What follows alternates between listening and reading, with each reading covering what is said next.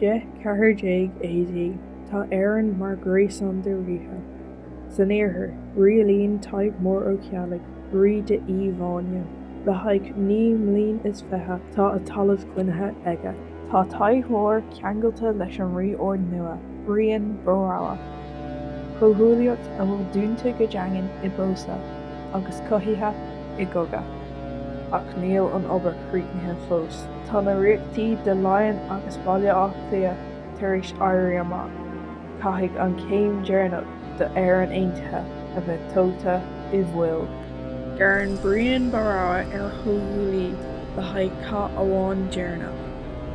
Freagraigh Tadhg Mór tógfaidh sé a bheirt amach murcha agus crocóir leis an trid ar a thaobh.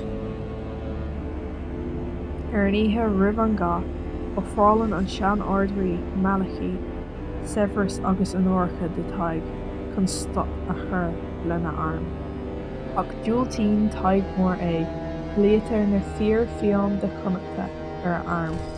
Ní bhrisfí siad a bhocail. Ní bhréictí mé má híse.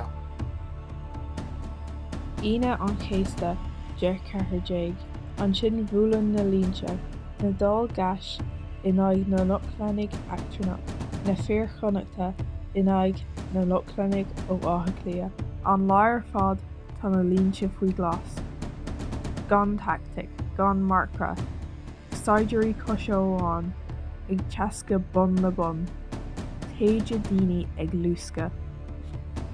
Titan a bhach murcha, íocann Tadhg Mór an phrais is airde, agus spréacann sé le fearg. Tagann bróidír an Lochlannach ar Tadhg Bhriain, agus maríonn sé an Ard-Rí. Ag trid bealach tríd an sua, bualann Tadhg Mór le burd a ran ó cóthóir, ríthe fháil. Tridann siad agus hitann siad mar duine amháin. Le lí na gréine cloistear bór, áiríonn an ainmhí miotasach an ionchú as an bharga chun curb Tadhg Mór a chosaint. Bhain a bhaointe ar churb, agus cuireann a bhach crothair I glún mhic nóis, breilig órsa a bhaointear.